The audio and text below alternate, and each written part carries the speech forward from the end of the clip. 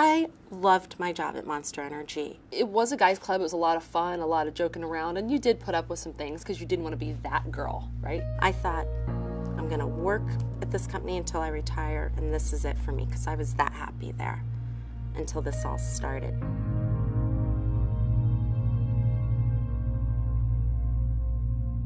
My lawsuit against Monster Energy is for retaliation, hostile work environment. Retaliation, Sexual harassment. sex discrimination, the hostile work environment, And hostile work environment. failure to accommodate for my medical disability for mental health. And also violation of the ADA, Americans with Disability Act.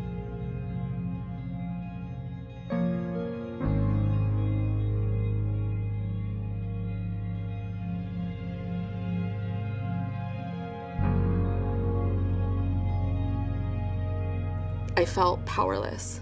I felt like I could not speak up for myself.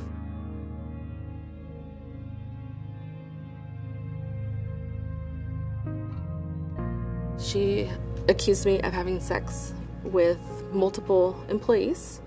I said, I don't understand where this is coming from. I value the company, I value my reputation. I would never do that. My experience with Monster was great. I loved my job.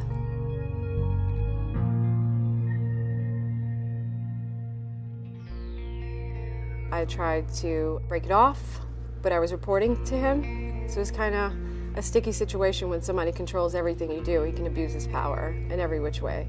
He would actually call me insubordinate if I didn't do what he wanted. He would leave me out of meetings. He would leave me off of emails. He was trying to discredit me, making up lies and stories about me and my personal life.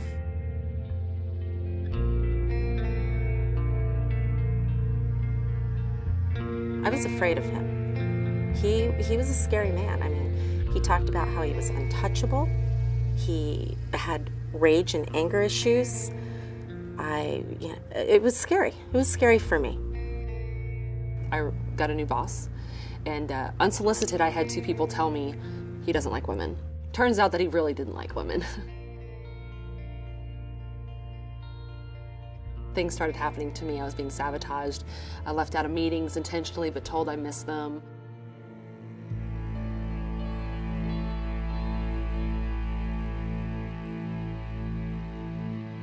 I feel like that's why a lot of people don't come forward, is because they are alone.